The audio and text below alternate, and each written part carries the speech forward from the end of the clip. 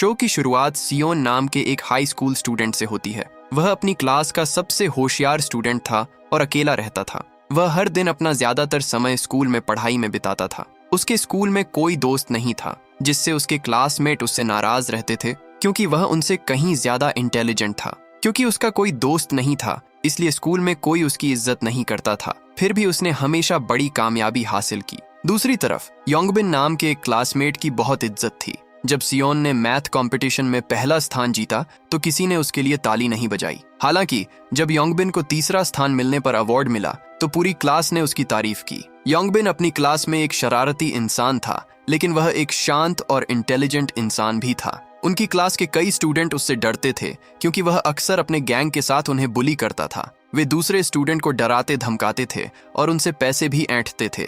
बाद में योंगबिन ने सियोन को धमकाने की कोशिश की, जबकि सियोन अपनी पढ़ाई पर ध्यान दे रहा था। योंगबिन सियोन से जलता था क्योंकि सियोन ने उसे मैथ कंपटीशन में हरा दिया था। भले ही सियोन एक इंट्रोवर्ट था और उसका कोई दोस्त नहीं था, लेकिन वह योंगबिन और उसके गैंग से कभी नहीं डरता था। जब योंगबिन ने उसे धमकाया तो वह हिला भी नहीं। इस बीच स्कूल की बेसबॉल टीम सूहो नाम के एक स्टूडेंट को ढूंढते हुए क्लासरूम में घुसी। वे सूहो से बदला लेना चाहते थे क्योंकि उसने उनके एक टीममेट को पीटा था। भले ही पूरी टीम ने मेटल रॉड को हथियार बनाकर उस पर हमला करने की कोशिश की, लेकिन सूहो उन सभी को हराने में कामयाब रहा।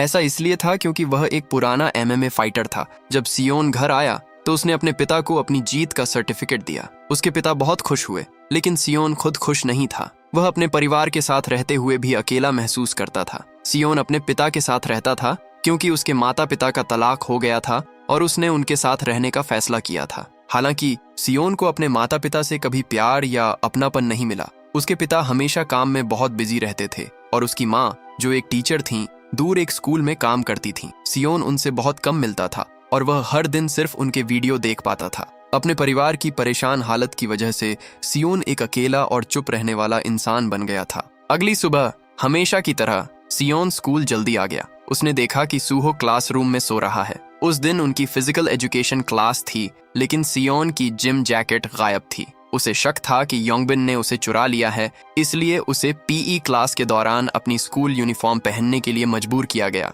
सियोन फिजिकल एजुकेशन को छोड़कर सभी सब्जेक्ट में बहुत अच्छा था। वह उस क्लास में खास तौर पर कमजोर था। जिम क्लास खत्म होने के बाद सियोन ने योंगबिन और उसके गैंग का सामना किया और उनसे कहा कि अगर योंगबिन सच में मजबूत है तो उसे अकेला छोड़ दें।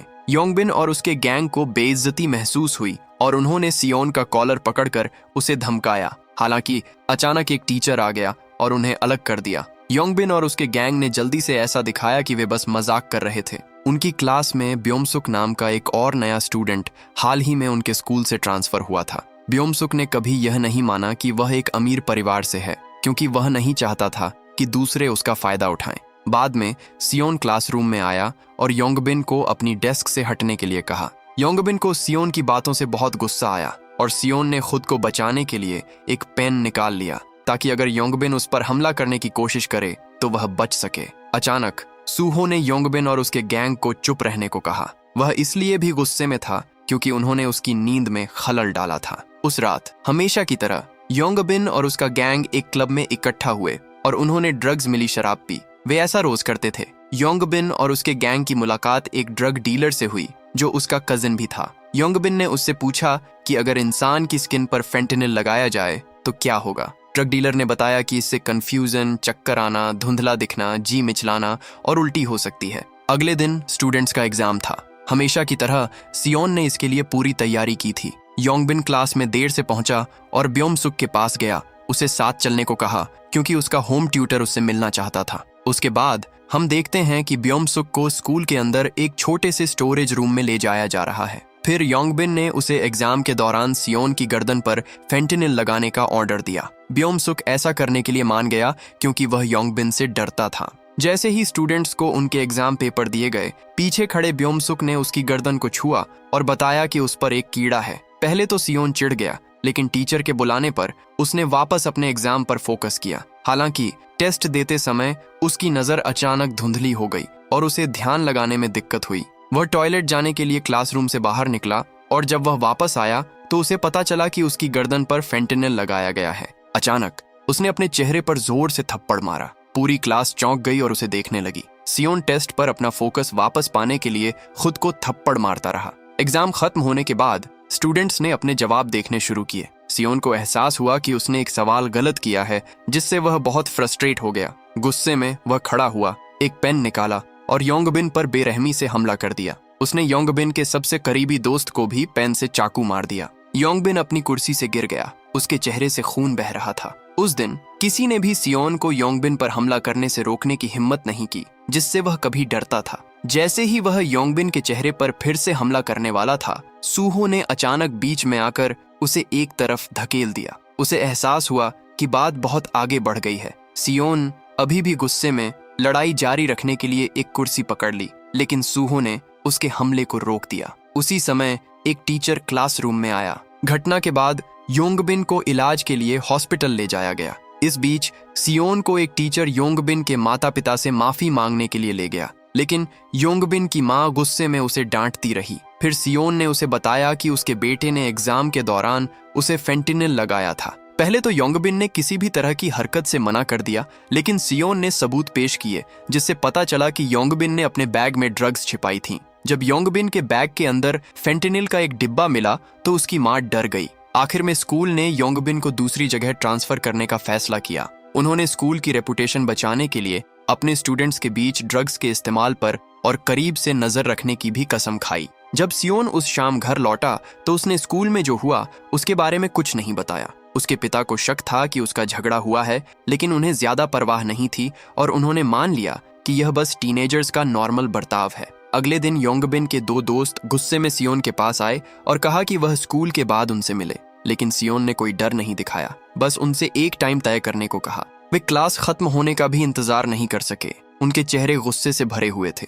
स्कूल के बाद योंगबिन के दोस्त सियोन के पीछे पीछे रेस्ट रूम तक गए। सियोन ने उनके पीछे दरवाजा बंद कर दिया ताकि कोई देख न सके कि अंदर क्या हो रहा है। उन्हें यह नहीं पता था कि सियोन अपना पसंदीदा हथियार पेन लाया था। जैसे ही वह उनकी तरफ बढ़ा, वे डर के मारे कांप उठे। उस समय को याद करते हुए जब सियोन ने पहले अपना कंट्रोल खो दिया था, याद करते ही उनके शरीर जम गए। लेकिन सियोन का उन पर हमला करने का कोई इरादा नहीं था। उसने बस उनसे कहा कि वे उसके काम से दूर रहें। सियोन के रेस्ट रूम से निकलने के बाद उसके सभी क्लासमेट्स ने योंगबिन और उसके गैंग को हराने के लिए उसकी तारीफ की। हालांकि सियोन उनसे बहुत नाराज था, क्योंकि अचानक वे सब उससे दोस्ती करना चाहते थे। लेकिन जितनी जल्दी उन्होंने उसे अपनाया था, उतनी ही जल्दी उन्होंने खुद को फिर से दूर कर लिया। उसके साथ ऐसा बर्ताव करने लगे जैसे वह है ही नहीं। उसके बाद योंगबिन से उसका कजिन सयोकड़े मिलने आया, जिसने उसे कुछ भी लापरवाही न करने की चेतावनी दी। हालांकि योंगबिन ने सयोकड़े से सियोन को पीटने के लिए कहा,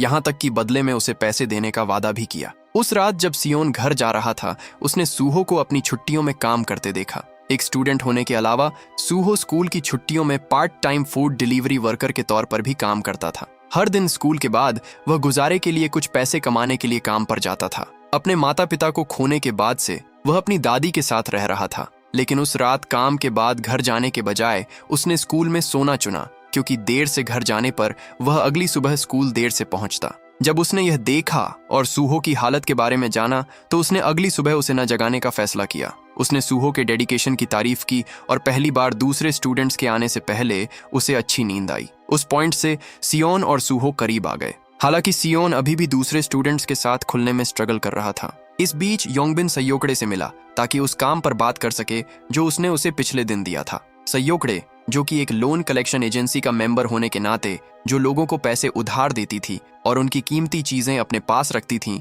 उसने काम करने से मना कर दिया। स्कूल के बाद ब्योमसुक ने सियोन से अपने किए के लिए माफी मांगने की कोशिश की। उसने सियोन के साथ दूसरे स्कूल जाने का भी ऑफर दिया, लेकिन सियोन ने उसे इग्नोर कर दिया। अचानक सियोन को फिर से योंगबिन और सयोकड़े के गैंग ने रोक लिया, जो उसे जबरदस्ती कहीं ले गए। यह देखकर ब्योमसुक ने तुरंत सूहो को इन्फॉर्म किया कि तुम्हें उसे बचाना चाहिए। पहले तो सूहो को कोई फर्क नहीं पड़ा, क्योंकि उसे यह अपनी प्रॉब्लम नहीं लग रही थी और उसे अपने काम पर भी जाना था। लेकिन जब ब्योमसुक ने उसे उसकी सैलरी दोगुनी देने का ऑफर दिया तो सूहो ने अपना मन बदल लिया और जल्दी से सियोन को ढूंढने निकल गया। इस बीच सियोन, जो अब एक सुनसान जगह पर था, उसे सयोकड़े और उसके गैंग से खतरा महसूस हो रहा था। लेकिन वह हमेशा हालात को एनालाइज करने और अपने कामों का हिसाब लगाने वाला इंसान था, इसलिए वह वापस लड़ने में कामयाब रहा। अपने कुछ हमलावरों से छुटकारा पाने के बाद भी सियोन पर फिर से हमला हुआ। इस बार योंगबिन ने बदला लेने का मौका पकड़ा। उसने सियोन को बेरहमी से पीटा और उसके हाथ तोड़ने की भी कोशिश की ताकि वह कभी स्कूल वापस न जा सके। अचानक सूहो सियोन को बचाने के लिए ठीक समय पर पहुंच गया। अपनी स्किल्स का इस्तेमाल करके वह योंगबिन और उसके दोस्तों पर काबू पा लेने में कामयाब रहा। लेकिन लड़ाई अभी खत्म नहीं हुई थी। सयोकड़े ने सूहो को अपने आदमियों के खिलाफ आमने सामने की लड़ाई के लिए चैलेंज किया। इस बीच योंगबिन और उसके दोस्तों ने अकेला देखकर उस पर फिर से हमला करने का फैसला किया। मामला तब और बिगड़ गया जब योंगबिन ने सियोन को कांच की बोतल से मारने की कोशिश की। सूहो बीच बचाव नहीं कर पाया क्योंकि वह अभी भी सयोकड़े के साथ लड़ाई में लगा हुआ था। खुशकिस्मती से ब्योमसुक ठीक समय पर सियोन को बचाने के लिए आ गया। आखिरकार सयोकड़े पीछे हट गया और उसके दूसरे साथियों के पीछे जाने का फैसला करके चला गया। योंगबिन अकेला खड़ा था। उसे एहसास हुआ कि वह एक बार फिर फेल हो गया है। उस घटना के बाद सियोन और ये दोनों लोग करीब आ गए। सूहो बाद में ब्योमसुक और सियोन को उस रेस्टोरेंट में ले गया जहां वह काम करता था और उनसे कहा कि इस बार उन्हें उसकी मदद करनी होगी क्योंकि उनकी वजह से वह काम पर लेट हुआ था। उस शाम उन्होंने रेस्टोरेंट में साथ में समय बिताया, यहाँ तक कि डिनर भी ऑर्डर किया। हालांकि हमेशा की तरह सियोन को अब भी घुलने मिलने में मुश्किल हो रही थी। इस बीच सयोकड़े का बॉस गिल्सू, जो इस घटना से बहुत गुस्से में था, उसने सयोकड़े को और काम देने से मना कर दिया और इसके बजाय उसे लकड़ी के डंडे से मारकर खर्चा पानी दिया। बाद में सयोकड़े योंगबिन से मिला और उससे सियोन को अपने पास लाने के लिए कहा। लगभग उसी समय सियोन की मुलाकात सयोकड़े के गैंग की एक लड़की योंगी से हुई जो एक सुपरमार्केट में लिपस्टिक चोरी कर रही थी। सियोन ने उसे अनदेखा कर दिया, ऐसा दिखावा किया जैसे उसे पता ही नहीं कि वह क्या कर रही है। सुपरमार्केट से खरीदा हुआ छाता लेकर निकलने के बाद सियोन के पास अचानक योंगी आई जिसने जल्दी ही उससे दोस्ती कर ली। फिर उसने उसे एक रेस्टोरेंट में साथ चलने के लिए कहा। कोई और रास्ता न होने पर सियोन ने उसकी रिक्वेस्ट मान ली। फिर योंगी ने उसे मनाने की कोशिश की, उसे बताया कि वह उसे बहुत पसंद करने लगी है। उसने उसका फोन नंबर भी मांगा। इस बीच गिल्सू हाई स्कूल के उन स्टूडेंट से कर्ज वसूलने में बिजी था जिन्हें हाल ही में कुछ पैसे मिले थे।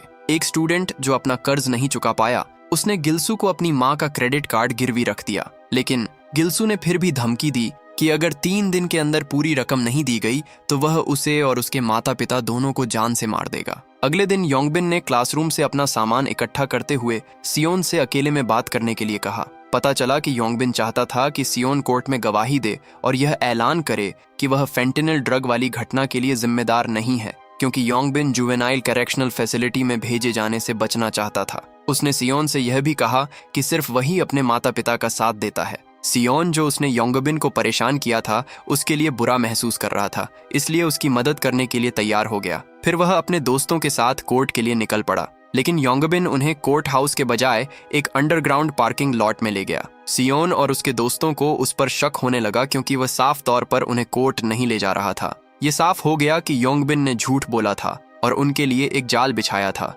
जिससे वे सीधे गिल्सू और उसके गैंग के पास पहुंच गए। फिर गिल्सू ने उनसे 15,000 मांगे, यह कहते हुए कि उसे सयोकड़े के मेडिकल खर्च के लिए इसकी जरूरत है जिसका हाथ टूट गया था। हालांकि सूहो ने चोट की जिम्मेदारी लेने से मना कर दिया, यह जानते हुए कि गिल्सू ने ही असल में सयोकड़े का हाथ तोड़ा था और अब वह झूठा इल्जाम सूहो पर लगा रहा था। गिल्सू बस इस हालात का इस्तेमाल सूहो और उसके दोस्तों से पैसे ऐंठने के लिए कर रहा था। उसने उन्हें पैसे लाने के लिए 3 दिन का समय दिया और चेतावनी दी कि अगर वे फेल हो गए तो वह खुद उन्हें पैसे उधार देगा, सिर्फ उन्हें कर्ज में फंसाने के लिए। इससे पता चलता है कि गिल्सू स्टूडेंट्स के साथ कितना चालाक और बेरहम था। उसने यह भी धमकी दी कि अगर उन्होंने उसकी मांगे नहीं मानी तो वह उन्हें जान से मार देगा। उस समय से सियोन और उसके दोस्तों के पास गिल्सू और उसके गैंग का हर जगह पीछा करने और उनके अधिकार के आगे झुकने के अलावा कोई चारा नहीं था। कोई हल ढूंढने के लिए बेचैन सियोन ने योंगी को फोन करके उस मुसीबत के बारे में जानकारी मांगी जिसमें वह फंस गया था। उम्मीद थी कि वह कुछ काम की जानकारी दे सकेगी।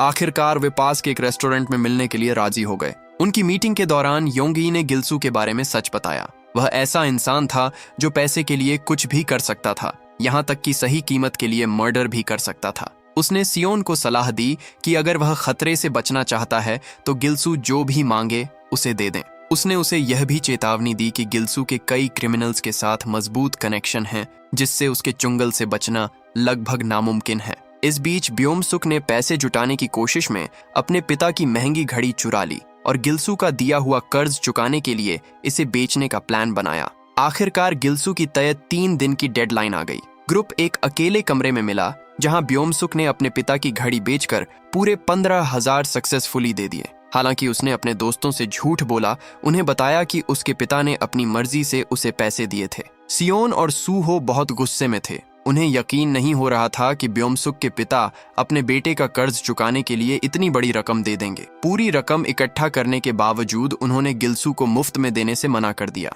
इसके बजाय उन्होंने पुलिस को फोन करने का फैसला किया। फिर सियोन ने वह जरूरी जानकारी शेयर की जो उसे पिछली रात योंगी से मिली थी। साफ है, गिल्सू एक गैर कानूनी जुए का अड्डा चला रहा था जो खास तौर पर कम उम्र के स्टूडेंट्स को टारगेट करता था। जो कोई भी जुए की साइट पर रजिस्टर करता, उसे अपने अकाउंट में $50 का शुरुआती बोनस मिलता, जिससे वे खेलते रहने और लंबे समय तक रुकने के लिए लुभाए जाते। योंगई ने बताया कि यह जुए का सिस्टम एक स्कैम था। शुरू में प्लेयर्स अक्सर जीतते थे और उन्हें बड़े इनाम मिलते थे, लेकिन एक बार जब उन्हें इसकी लत लग गई तो साइट चलाने वाला आदमी सिस्टम में हेर फेर करना शुरू कर देता ताकि वे हारते रहें।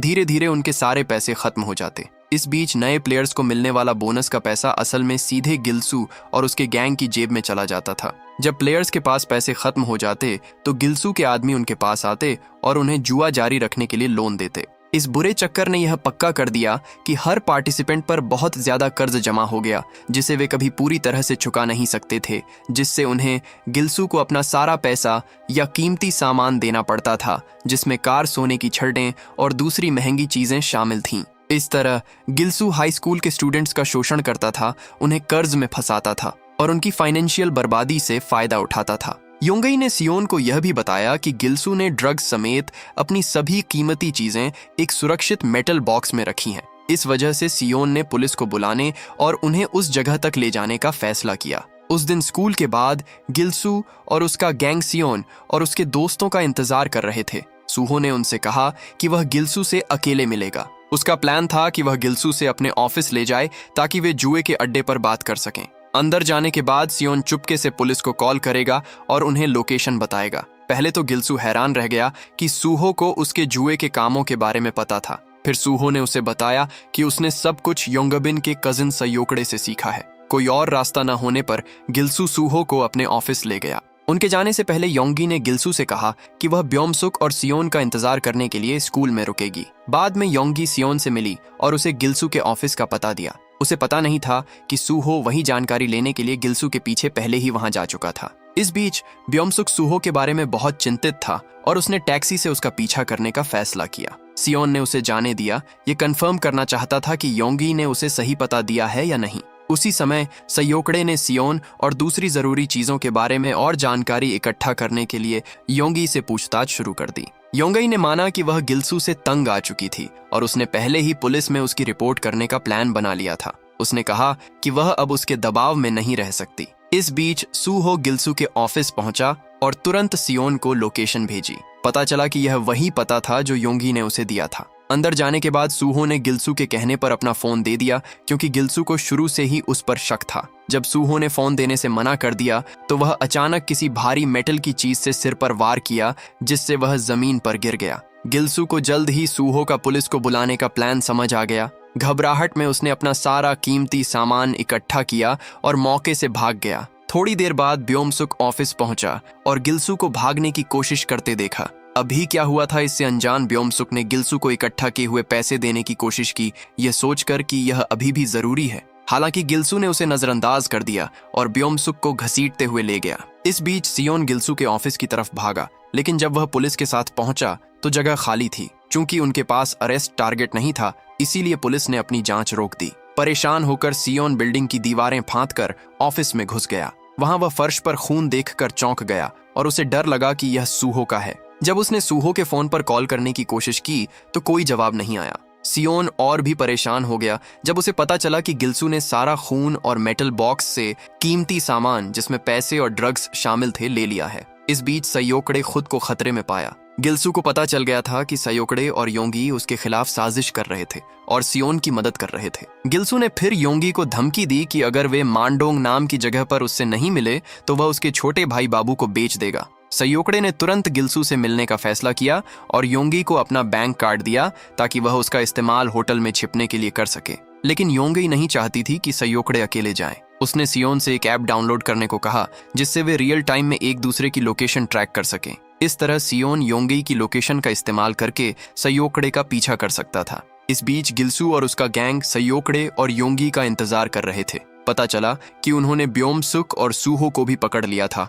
और उन्हें बंधक बना लिया था। सियोन योंगी की लोकेशन की ओर दौड़ा, लेकिन जब गिल्सू को एहसास हुआ कि योंगी ने उसे धोखा दिया है तो उसने सयोकड़े को लड़ाई के लिए चुनौती दी। क्योंकि सयोकड़े का हाथ अभी भी घायल था, इसलिए उसे वापस लड़ने में मुश्किल हुई। गिल्सू ने उस पर लगातार हमला किया। योंगी ने सयोकड़े की मदद करने की कोशिश की, लेकिन गिल्सू के गैंग ने उसे तुरंत रोक लिया। गिल्सू ने फिर सूहो और ब्योमसुक को मारने की तैयारी की, लेकिन आखिरी समय में सयोकड़े ने जबरदस्ती हमला कर दिया। अपनी चोटों और थकान के बावजूद सयोकड़े लड़ता रहा, लेकिन गिल्सू का पलड़ा भारी था। उसने चाकू से जवाबी हमला किया। अचानक योंगी ने गिल्सू के सिर पर वार करके सयोकड़े की मदद की, लेकिन क्योंकि वह गिल्सू जितनी मजबूत नहीं थी, इसलिए जब वह वापस उठा तो वह उससे लड़ नहीं सकी। किस्मत से पुलिस सायरन की आवाज हवा में भर गई और गिल्सू और उसका गैंग तुरंत मौके से भाग गया। तभी सियोन आया और उसने गिल्सू से सरेंडर करने को कहा, क्योंकि अब वह पुलिस से घिरा हुआ था। लेकिन गिल्सू और उसके आदमियों को जल्द ही एहसास हो गया कि सियोन ने उन्हें धोखा देने के लिए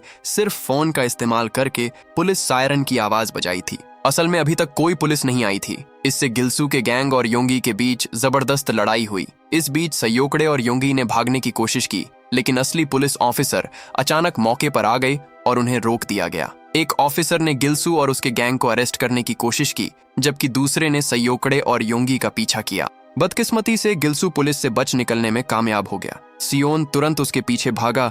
गिल्सू का सड़कों पर पीछा करता रहा जब तक कि वह उसे देख नहीं लिया। हालांकि जब दोनों में लड़ाई हुई तो यह साफ हो गया कि सियोन गिल्सू का मुकाबला नहीं कर सकता, क्योंकि वह अभी भी सिर्फ एक हाई स्कूल का स्टूडेंट था। वापस लड़ने की कोशिश जल्दी ही कमजोर पड़ गई। बस फिर सूहो आया और उसने अपने दोस्त को बचाया। सूहो और गिल्सू के बीच एक नई लड़ाई शुरू हो गई। क्योंकि सूहो एक एमएमए फाइटर था, इसीलिए उसे गिल्सू को हराने में कोई दिक्कत नहीं हुई। जब सूहो ने आखिरकार गिल्सू को हरा दिया तो पुलिस उसे गिरफ्तार कर पाई, जो कई स्टूडेंट्स को क्राइम और जुए में धकेलने के लिए जिम्मेदार था। इस बीच सयोकड़े ने अपनी मर्जी से पुलिस के सामने सरेंडर कर दिया। ले जाने से पहले उसने योंगी और उसके छोटे भाई बाबू से कहा कि वे इलाका छोड़ दें और सुरक्षित रहें। इसके बाद गिल्सू का क्रिमिनल केस एक वकील को सौंप दिया गया, जो इत्तेफाक से ब्योमसुक के पिता का असिस्टेंट था। वकील ने कहा कि वह इस केस के बारे में सियोन के माता पिता से बात नहीं करेगा, बल्कि ब्योमसुक के पिता को सब कुछ बताएगा। क्योंकि ब्योमसुक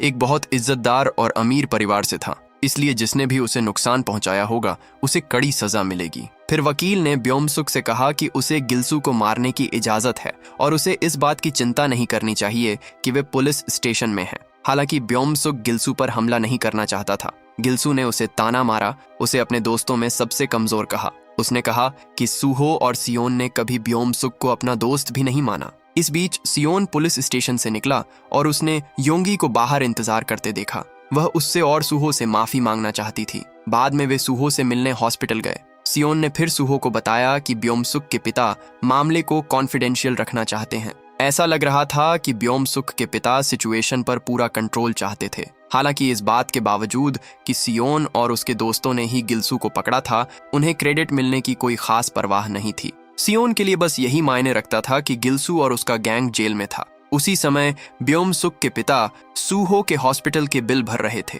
पता चला कि ब्योमसुक के पिता जीन डब्ल्यू नाम के एक बहुत जाने माने पॉलिटिशियन, एक ताकतवर आदमी थे। योंगी अभी भी दोषी महसूस कर रही थी और सूहो से माफी मांगती रहने के लिए सियोन के पीछे हॉस्पिटल गई।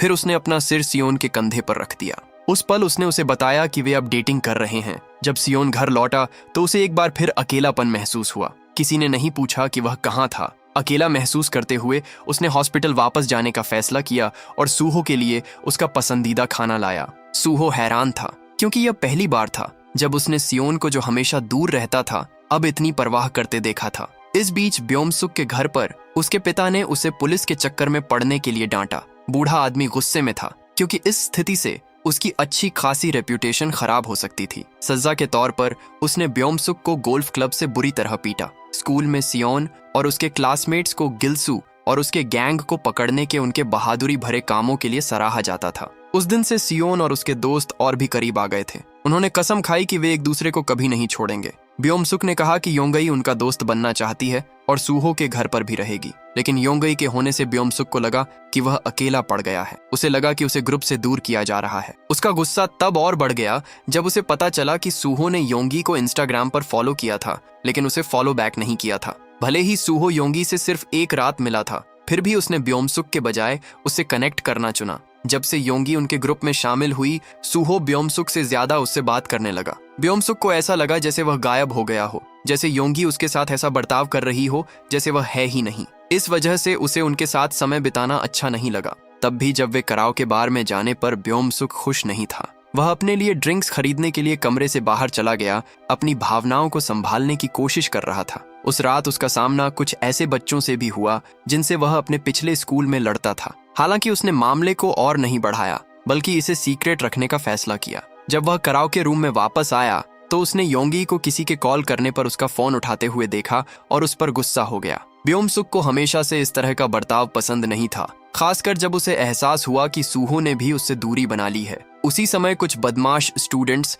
उनके कराओके रूम में घुस आए। वे सियोन के शांत व्यवहार से हैरान रह गए और ब्योम-सुक को बाद में फिर से कॉल करने का वादा करके जाने का फैसला किया। सियोन को नहीं पता था कि वे परेशान करने वाले लोग हैं, क्योंकि ब्योम-सुक ने उसे उनके बारे में कुछ नहीं बताया था। अगले दिन ब्योम-सुक क्लास में सो रहा था जब उसके क्लासमेट्स के शोर से उसकी नींद खुल गई। परेशान होकर उसने उन्हें चुप रहने को कहा, लेकिन वे बस उस पर हंस पड़े। ब्योम-सुक को फिर से बेइज्जती महसूस हुई और उसने गुस्से में उनका सामना किया। जब उन्होंने कहा कि सियोन और सूहो के ग्रुप में शामिल होने के बाद से वह घमंडी हो गया है, तो उसे और भी गुस्सा आया। सियोन और सूहो ने उसे शांत करने की कोशिश की, लेकिन ब्योम-सुक सूहो पर भड़क गया और उससे अपने हाथ हटाने के लिए कहा। उस घटना के बाद ब्योम-सुक की दिमागी हालत और खराब होती गई। इसके अलावा जो बदमाश स्टूडेंट्स उसे रोज फोन करते थे, वे उसे और भी परेशान करने लगे। वह कई दिनों तक स्कूल नहीं जाता था और अपनी परेशानियां किसी से शेयर करने से बचता था। उसकी सेहत की चिंता में सियोन और सूहो ने ब्योम-सुक के घर जाकर उसका हालचाल पूछा।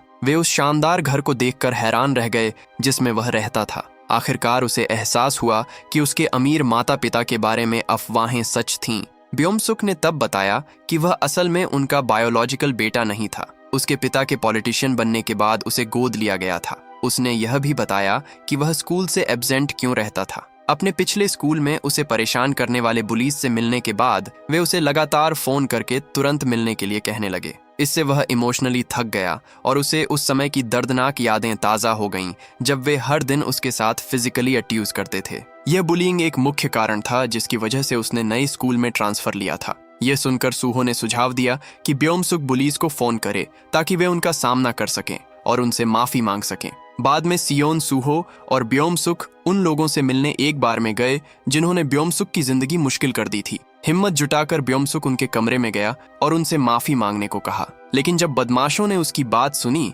तो वे उस पर हंसे और इस बात से मना कर दिया कि उन्होंने कभी उसके साथ गलत किया है। उन्होंने ब्योम-सुक के साथ अच्छे रिश्ते होने का नाटक किया, लेकिन जब सूहो ने उन्हें धमकाया तो उन्होंने आखिरकार अपनी गलती मान ली और माफी मांगी, यहाँ तक कि पछतावा भी दिखाया। फिर अचानक ब्योम-सुक ने उनमें से एक को थप्पड़ मार दिया। ग्रुप गुस्सा हो गया, लेकिन ब्योम-सुक अपना कंट्रोल खो बैठा और माइक्रोफोन पकड़कर उन्हें फिर से मारने की कोशिश की। ये देखकर सूहो ने तुरंत बीच बचाव किया, उसे याद दिलाया कि वे माफी मांगने आए थे, बदला लेने नहीं। ब्योम-सुक के अचानक गुस्से से बदमाश हैरान रह गए। फिर सियोन ने उन्हें चेतावनी दी कि उस दिन से ब्योम-सुक को फोन करना बंद कर दें। इसके बाद ब्योम-सुक और सूहो के बीच गर्मागर्म बहस हो गई, क्योंकि सूहो ने उसे अपने पुराने बदमाशों से बदला लेने से रोक दिया था। ब्योम-सुक ने सूहो पर आरोप लगाया कि वह हमेशा खुद को उससे बेहतर दिखाता है और उसके साथ बेचारा जैसा बर्ताव करता है। उसे यह भी लगा कि सूहो कभी सच में उसे एक दोस्त के तौर पर नहीं देखा, बस उसे कंट्रोल करने वाले के तौर पर।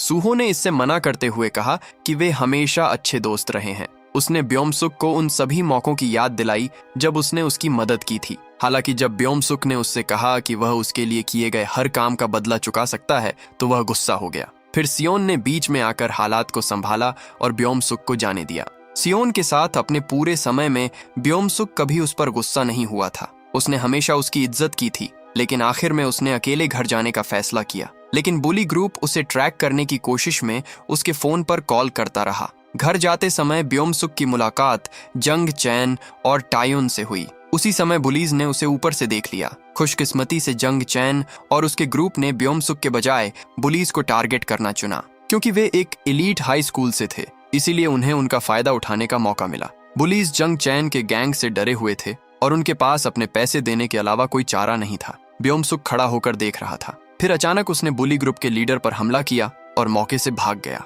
जंग चैन और टायोन यह देखकर खुश हुए कि ब्योम-सुक आखिरकार कंट्रोल खो रहा है। ब्योम-सुक ने अपना सारा दबा हुआ गुस्सा उन बुलीज पर निकाल दिया जिन्होंने उसे परेशान किया था। वह उनसे इसलिए नाराज था क्योंकि उन्होंने उसकी जिंदगी खराब कर दी थी और उसे उसके दोस्तों से अलग कर दिया था। इस घटना के बाद ब्योम-सुक जंग चैन के गैंग में शामिल हो गया और क्लब में उनके साथ शराब पीकर रातें बिताने लगा। उसके नए दोस्त उसे बहुत पसंद करते थे, खासकर इसलिए क्योंकि वह हर चीज के लिए पैसे देने को तैयार था।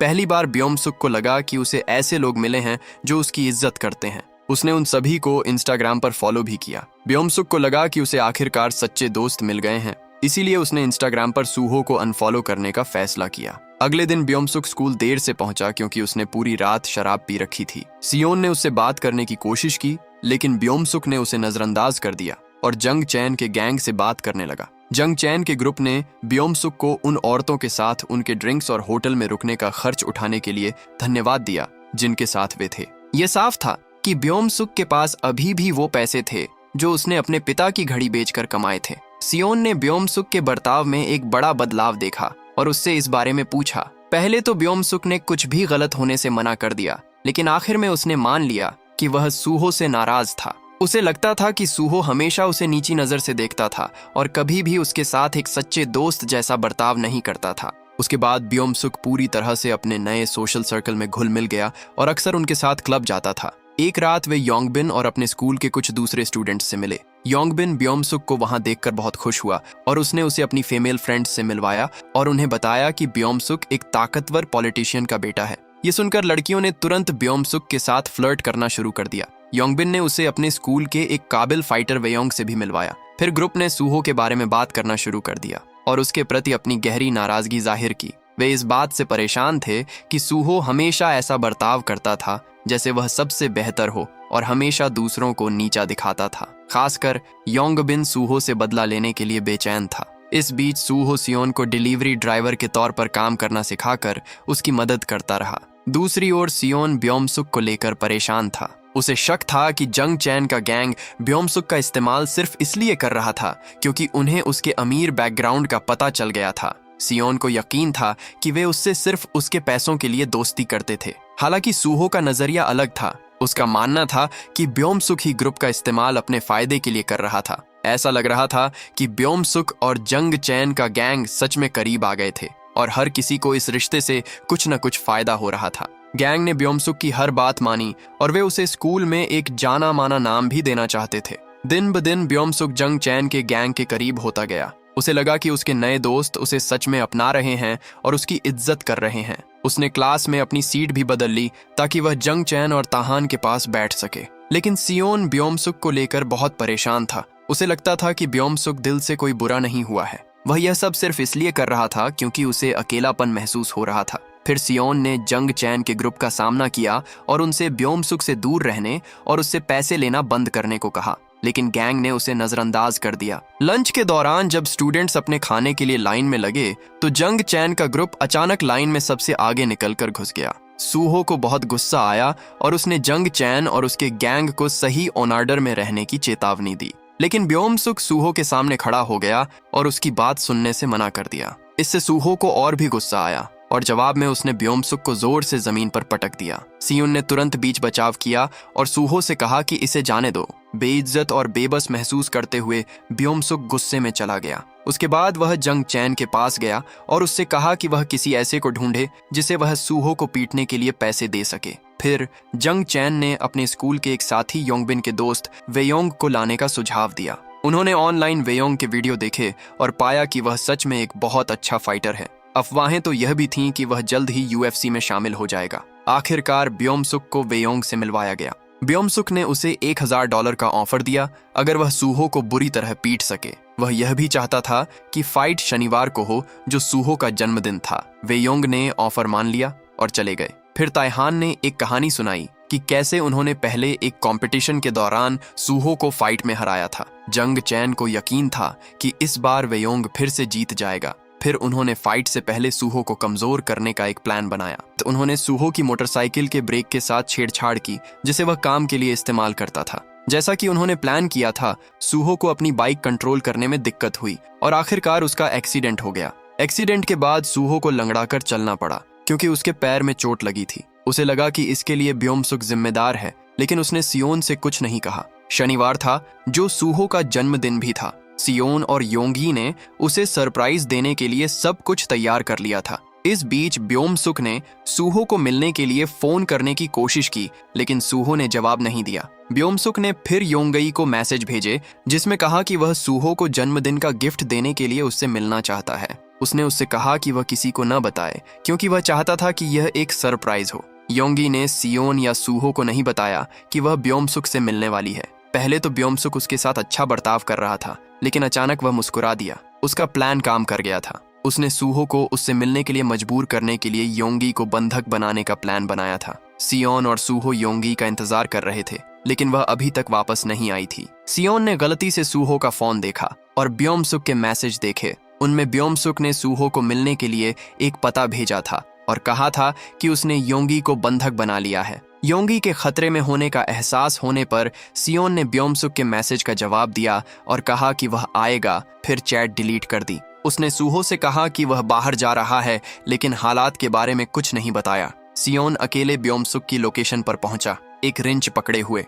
सूहो की जगह उसे देखकर सब हैरान रह गए। जब सियोन ने योंगी को देखा तो उसने उसे जल्दी से भागने के लिए कहा। फिर सियोन ने रिंच का इस्तेमाल करके जंग चैन और उसकी गैंग से लड़ाई की। इस बीच योंगी पुलिस को फोन करने में कामयाब हो गई। योंगबिन यह देखकर बहुत खुश हुआ क्योंकि वह बदला लेना चाहता था, लेकिन एक बार फिर वह उसे हरा नहीं पाया। फिर सियोन ने एक क्राउबार उठाया, उन सब से लड़ने के लिए तैयार, लेकिन अचानक वेयोंग आ गया और उस पर हमला कर दिया। क्राउबार होने के बावजूद सियोन वेयोंग से लड़ नहीं पाया। यह देखकर योंगबिन ने इस मौके का फायदा उठाकर सियोन पर हमला करने की कोशिश की, लेकिन ब्योम-सुक ने बीच में आकर कहा कि इसका उनके मसलों से कोई लेना देना नहीं है। ब्योम-सुक ने जोर देकर कहा कि उसे सियोन से कोई दुश्मनी नहीं है। योंगबिन को कोई फर्क नहीं पड़ा और उसने कहा कि यह सिर्फ सूहो के बारे में नहीं है, ये पर्सनल है। आखिरकार सियोन, जो पहले से ही कमजोर हो चुका था, उसे योंगबिन और उसके गैंग ने लगातार पीटा। ब्योम-सुक को यह देखना बहुत दर्दनाक लगा और वह चला गया।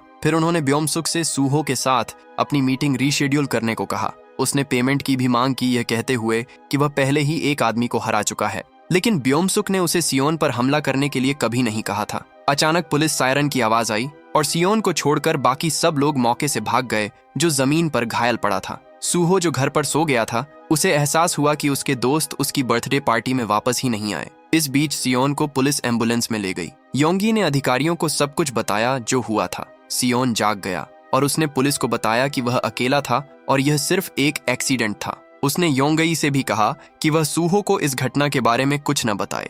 बाद में सियोन ने ब्योम-सुक को फोन करके उसे चेतावनी दी कि वह जो कर रहा है उसे रोक दे। लगी चोटों की वजह से सियोन को हॉस्पिटल में भर्ती कराना पड़ा। हॉस्पिटल में लेटे हुए उसे अपने माता पिता के बीच बचपन में हुई बहस याद आ गई। उसे पता चला था कि उसके पिता उसे अपनी जिंदगी में कभी नहीं चाहते थे, जिससे वह तब से अपने पिता से नाराज था। अब भी भले ही वे साथ रहते थे, सियोन के मन में वही भावनाएं थीं। सियोन ने अपने पिता को उस रात जो हुआ था उसके बारे में सच नहीं बताया। इसके बजाय उसने कहा कि वह सीढ़ियों से गिर गया था। हालांकि उसके पिता जानते थे कि उसकी लड़ाई हुई थी और उन्होंने उसे लापरवाह होने के लिए डांटा। फिर सियोन ने अपने पिता से पूछा कि उन्होंने कब से उसकी परवाह की है। इस बीच घर पर ब्योम-सुक खुद पर बहुत गुस्सा था। उसकी वजह से सियोन को योंगबिन के ग्रुप से बहुत बुरी तरह पीटा गया था। उसने खुद को अपने कमरे में अकेला कर लिया और स्कूल जाने से मना कर दिया। उसके पिता ब्योम-सुक को मुसीबत से दूर रखने के लिए उस पर नजर रखने के लिए किसी को रख दिया और उसे फिलीपींस के एक स्कूल में ट्रांसफर करने का प्लान बनाया।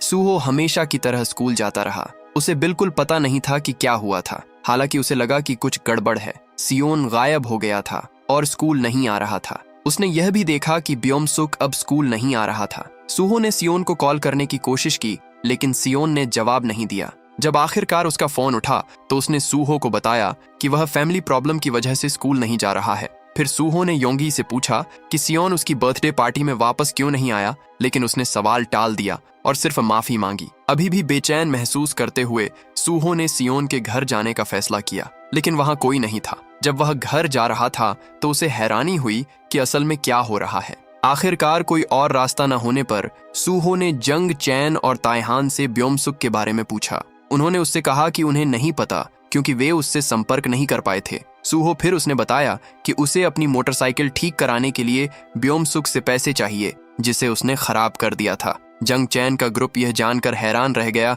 कि सूहो जानता था कि ब्योमसुक जिम्मेदार है और उसने उससे पूछा कि उसे यह कैसे पता चला। इस बीच जंग चैन का ग्रुप सियोन के स्कूल से गैरहाजिरी पर बात कर रहा था, ये जानते हुए कि ऐसा उस रात जो हुआ था उसकी वजह से था। सूहो ने उनकी बातचीत सुन ली। गुस्से में उसने उनकी पिटाई की और उनसे कहा कि वे बताएं कि उस रात सियोन के साथ क्या हुआ था। दर्द को और बर्दाश्त न कर पाने के कारण जंग चैन ने आखिरकार सब कुछ कबूल कर लिया। सच्चाई जानने के बाद सूहो योंगी के पास गया और पूछा कि सियोन कहाँ हॉस्पिटल में भर्ती है। उसने उससे कहा कि सियोन उसी रात घर लौट आएगा। फिर सूहो सियोन के घर गया। उसे देखकर उसे राहत मिली, लेकिन उसने उसे यह नहीं बताया कि उसे सच्चाई पता है। सियोन ने अपना घायल हाथ सूहो से छिपा लिया, जिसने ऐसा दिखाया जैसे उसे पता ही न हो। इसके बजाय उसने सियोन को याद दिलाया कि अगले दिन उनका एग्जाम है और उसे स्कूल आने के लिए हिम्मत दी। इस बीच ब्योमसुक के पिता अपने बेटे की हरकत से बहुत गुस्से में थे। उससे शर्मिंदा होकर उन्होंने ब्योमसुक को ऑर्डर दिया कि वह कभी भी सबके सामने उन्हें अपना पिता न माने। बहुत बुरा होने पर ब्योमसुक ने उस रात घर छोड़ने का फैसला किया। उसके पिता के असिस्टेंट ने उसे रोकने की कोशिश की, लेकिन उसने उसे नजरअंदाज कर दिया और टैक्सी ले ली। असिस्टेंट ने उसे ट्रैक करने के लिए जल्दी से टैक्सी की लाइसेंस प्लेट की फोटो खींच ली। टैक्सी में ब्योमसुक ने अपने दोस्तों के कई मिस्ड कॉल देखे। उसे सूहो से भी मैसेज मिले। उस समय सूहो योंगबिन के साथ था, उसे सजा दे रहा था और जानना चाह रहा था कि ब्योमसुक कहाँ है। योंगबिन ने जोर देकर कहा कि उसे नहीं पता। अचानक सूहो को ब्योमसुक का फोन आया, जिसने उसे एक जिम में मिलने के लिए कहा। ब्योमसुक ने वेयोंग को भी फोन करके सूहो के साथ लड़ाई के लिए तैयार रहने को कहा। जब सूहो जिम पहुंचा तो उसने जंग चैन, ताइहान, ब्योमसुक और दूसरों को इंतजार करते देखा। सूहो असल में ब्योमसुक से माफी मांगने आया था। उसने उससे कहा कि अगर उसे गुस्सा है तो वह उस पर गुस्सा निकाले, ना कि बेगुनाह लोगों पर। हालांकि ब्योमसुक ने उसकी माफी लेने से मना कर दिया। निराश होकर सूहो को गुस्सा आ गया। उसी समय वेयोंग ने सूहो को बॉक्सिंग रिंग में फाइट के लिए चैलेंज किया। सूहो वेयोंग को देखकर हैरान रह गया, क्योंकि वे पहले भी एक कंपटीशन में लड़ चुके थे जिसमें सूहो जीता था। सूहो ने चैलेंज मान लिया, लेकिन वार्म अप करने के लिए 1 मिनट मांगा। इसके बजाय उसने उस समय का इस्तेमाल कमरे में सभी को पीटने में किया। वार्म अप करने के बाद फाइट शुरू हुई। उसने मैच रिकॉर्ड करना भी शुरू किया। वो अपनी पिछली हार का बदला लेने के लिए भूखा बैठा था। पहले तो दोनों बराबरी के थे, क्योंकि दोनों की फाइटिंग स्किल्स अच्छी थीं। हालांकि वेयोंग को पता था कि सूहो का पैर अभी भी चोटिल है। उसने अपने हमले सूहो के बाईं ओर फोकस किए, जिससे उसके लिए लड़ना मुश्किल हो गया। दर्द के बावजूद सूहो ने एक जोरदार वार करके वेयोंग को गिरा दिया, लेकिन ताइहान ने धोखा देकर सूहो का पैर खींच लिया, जिससे उसका ध्यान भटक गया। उन्होंने ध्यान भटकने का फायदा उठाया और सूहो के सिर पर जोरदार किक मारी, जिससे वह जमीन पर गिर गया। ब्योमसुक और दूसरों ने मौके का फायदा उठाया और सूहो को लगातार पीटना शुरू कर दिया। जंग चैन और ताइहान, जो लंबे समय से सूहो से नाराज थे, ब्योमसुक के साथ मिलकर उसे लगातार पीटने लगे। ब्योमसुक के पिता के असिस्टेंट और वकील ब्योमसुक को घर ले जाने आए और उसे जाने के लिए मजबूर किया। अचानक ग्रुप में घबराहट फैल गई जब उन्हें पता चला कि सूहो की सांस नहीं चल रही है। वे जल्दी से वहां से भाग गए, सिवाय जंग चैन और ताइहान के, जिन्हें ब्योमसुक के वकील ने रोक लिया। ब्योमसुक के वकील ने मांग की कि वे पुलिस के सामने गवाही दें, ताकि यह पक्का हो सके कि इसमें ब्योमसुक का हाथ नहीं है। ब्योमसुक को अपने किए पर बहुत पछतावा हुआ और वह यह सोचकर फूट फूट कर रोने लगा कि सूहो मर गया है। इन्हें जब पता चला कि उस रात के बाद से सूहो का कोई पता नहीं चला है, तो उन्होंने उसे ढूंढना शुरू कर दिया। सियोन और योंगई को शक था कि सूहो ने जंग चैन के ग्रुप से बदला लिया होगा, लेकिन वे उसे कहीं नहीं ढूंढ पाए। आखिरकार ब्योमसुक के वकील ने हालात को कंट्रोल करने के लिए दखल दिया। वह इस घटना को सीक्रेट रखना चाहता था, इसलिए उसने जंग चैन, ताइहान और वेयोंग को अपनी बनाई झूठी कहानी पर टिके रहने को कहा। मनगढ़ंत कहानी के मुताबिक वे सब एक साथ एक्सरसाइज कर रहे थे। तभी सूहो ब्रेक लेते समय अचानक बेहोश हो गया। सबूत मिटाने के लिए उन्होंने रिकॉर्ड किया हुआ वीडियो डिलीट कर दिया और सीसीटीवी फुटेज भी हटा दी। ब्योमसुक के वकील ने भी सूहो बनकर सियोन को मैसेज किया कि सूहो ठीक है और वर्कआउट में बिजी है। इस बीच ब्योम-सुक को अपने पिता से एक और सजा मिली। गुस्से और शर्म से भरे उसके पिता ने उसे फिलीपींस में स्कूल खत्म करके घर लौटने पर जान से मारने की धमकी दी, लेकिन ब्योम-सुक को अपने पिता की धमकियों की कोई परवाह नहीं थी। उसे सूहो की ज्यादा चिंता थी। अगले दिन स्कूल के एग्जाम हमेशा की तरह हो रहे थे। सियोन जल्दी आ गया। घटना के बाद पहली बार स्कूल गया, लेकिन उसका ध्यान भटका हुआ था और वह परेशान था क्योंकि उसने सूहो के बारे में कुछ नहीं सुना था। सूहो उस दिन स्कूल नहीं आया था और सियोन अपने एग्जाम पर फोकस नहीं कर पा रहा था। इस वजह से उसने कई सवालों के गलत जवाब दिए, लेकिन पहली बार उसे कोई परवाह नहीं थी। उसे टेस्ट से ज्यादा सूहो की चिंता थी। अपना एग्जाम खत्म करने के बाद सियोन को योंगई से खबर मिली कि सूहो हॉस्पिटल में भर्ती है और उसकी हालत गंभीर है। वह कोमा में चला गया है। इससे पता चला कि सूहो की मौत नहीं हुई थी। उस रात की घबराहट की वजह से जंग चैन के ग्रुप ने मान लिया था कि वह मर गया है, लेकिन वह सिर्फ कोमा में चला गया था और उसे इलाज के लिए हॉस्पिटल में भर्ती कराया गया था। यह सुनकर सियोन तुरंत स्कूल से निकला और हॉस्पिटल भागा। जब वह पहुंचा तो उसने कमरे में सिर्फ सूहो की दादी को पाया। वह बहुत दुखी थी। सूहो के पास बैठी थी, जिसे अभी तक होश नहीं आया था। अपने सबसे अच्छे दोस्त को हॉस्पिटल के बेड पर कमजोर पड़ा देखकर सियोन अपने आंसू नहीं रोक सका। इस बीच ब्योम-सुक ने खुद को अपने कमरे में बंद कर लिया था। उसका वकील उसे यह बताने आया कि सूहो मरा नहीं है, बल्कि कोमा में है। उसके बचने की अभी भी उम्मीद थी। हालांकि वकील ने ब्योम-सुक को चेतावनी दी कि अगर सच बाहर आ गया तो सूहो खतरे में पड़ सकता है। उसे इस घटना को सीक्रेट रखने का आदेश दिया गया, क्योंकि इसे बताने से उसके पिता की पॉलिटिकल रेप्यूटेशन को नुकसान होगा। अगले दिन सियोन जियांग हाई स्कूल गया, जहां योंगबिन का ट्रांसफर हुआ था। वह योंगबिन को ढूंढ रहा था। जैसे ही योंगबिन अपनी क्लास में पहुंचा, सियोन अंदर घुस आया और उस पर हमला कर दिया। बार बार उसका सिर डेस्क पर पटका। गुस्से में सियोन ने योंगबिन के कंधे पर पेन से वार किया, ये जानने की मांग करते हुए कि उस रात क्या हुआ था और क्या इसके पीछे ब्योम-सुक का हाथ था। योंगबिन ने कहा कि उसे नहीं पता, क्योंकि वह वहां नहीं था। उस रात सूहो के साथ लड़ाई के बाद उसकी उंगलियां टूट गई थीं, इसलिए वह हमले में हिस्सा नहीं ले सका। सियोन के ब्योम-सुक को ढूंढने जाने से पहले योंगबिन ने उससे कहा कि वेयोंग का भेजा हुआ वीडियो देखने के बाद उसे बस थोड़ी बहुत जानकारी थी कि क्या हुआ था। सियोन ने वीडियो देखा और आखिरकार उसे उस रात की पूरी सच्चाई पता चल गई। भले ही योंगबिन सीधे तौर पर इसमें शामिल नहीं था, फिर भी सियोन ने वेयोंग को ढूंढने जाने से पहले उसे पीटा। जब सियोन को वेयोंग मिला तो उसने उस पर हमला कर दिया। बदकिस्मती से, क्योंकि वेयोंग एक ट्रेंड फाइटर था, उसने सियोन की हरकतों का अंदाजा लगा लिया और अपना बचाव किया। दोनों के बीच बहुत बुरी लड़ाई हुई। उन्होंने सियोन को नीचा दिखाया, उसका मजाक उड़ाया कि उसके पास असली फाइटिंग स्किल्स नहीं है। लेकिन सियोन पीछे हटने को तैयार नहीं था। उसे याद आया कि सूहो ने उसे फाइटिंग के बारे में क्या सिखाया था, लेकिन उसे एहसास हुआ कि वे सबक रातों रात नहीं सीखे जा सकते। उसने बार बार सियोन को मारा, लेकिन अपनी समझदारी का इस्तेमाल करके सियोन ने लड़ाई का पासा पलट दिया। उसने वेयोंग की ही ताकत का इस्तेमाल उसके खिलाफ करना शुरू कर दिया। एक बार सियोन वेयोंग के हमले से बचने में कामयाब रहा, जिससे उसने गलती से एक बारबेल पर मुक्का मार दिया। सियोन ने मौके का फायदा उठाया और बारबेल से वेयोंग के पैर पर वार किया। वेयोंग ने माफी मांगने की कोशिश की, लेकिन सियोन ने उसे माफ करने से मना कर दिया। इसके बजाय उसने वेयोंग के पैर पर फिर से वार किया, जिससे वह टूट गया। इस बीच ब्योम-सुक और उसके पिता उसके स्कूल जा रहे थे, ताकि विदेश में एक स्कूल में उसके ट्रांसफर की ऑफिशियल घोषणा कर सकें।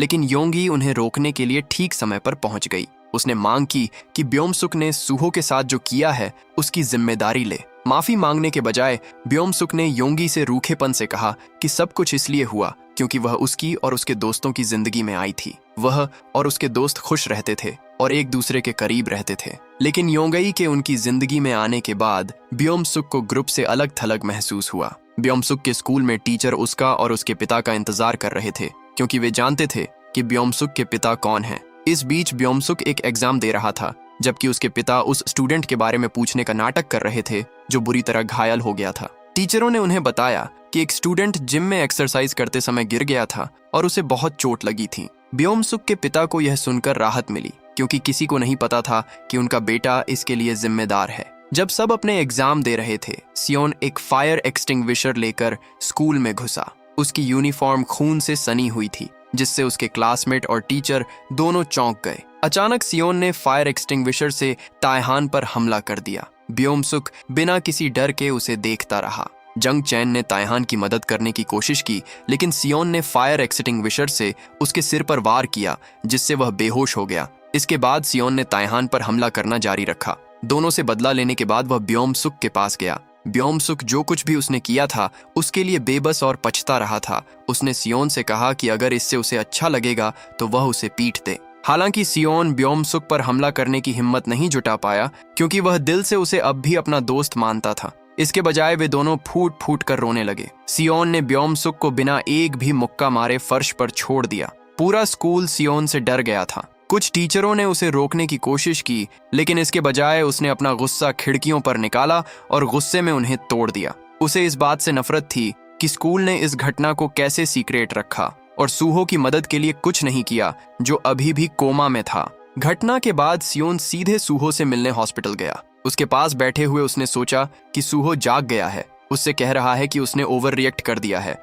और फिर दोनों एक दूसरे को बचाने में नाकाम रहने के लिए माफी मांग रहे हैं। आखिरकार ब्योम-सुक को फिलीपींस के एक स्कूल में ट्रांसफर कर दिया गया, जबकि सूहो कोमा में ही रहता है। योंगी ने सियोन और सूहो दोनों से दूरी बनाने का फैसला किया, यह महसूस करते हुए कि उसकी मौजूदगी ने उनकी दोस्ती खराब कर दी है। पहले सियोन को उसके किए के लिए यूथ डिटेंशन सेंटर भेजा जाने वाला था। हालांकि जब ब्योम-सुक के पिता ने वह वीडियो देखा जिसमें दिखाया गया था कि सूहो कोमा में चला गया है, तब उसने कोई चार्ज न लगाने का फैसला किया। इसके बजाय उसने पक्का किया कि सियोन का कोई भी स्कूल उसे एडमिशन न दे। हालांकि एक जियांग हाई स्कूल फिर भी उसे लेने के लिए मान गया। आखिरकार उसके पिता और माँ दोनों के साथ उसे वहां ट्रांसफर कर दिया गया। उसके पिता ने उससे कहा कि जो पहले हुआ था वह पूरी तरह से उसकी गलती नहीं थी। जियांग हाई स्कूल एक कम रैंक वाला स्कूल था, जिसमें ज्यादातर शरारती लोग भरे हुए थे। स्कूल ने स्टूडेंट्स को ऐसा करने से भी नहीं रोका था। सियोन ने क्लास में अपना परिचय दिया और अपनी सीट पर बैठ गया, जबकि उसके कुछ नए क्लासमेट्स उसके पास आए।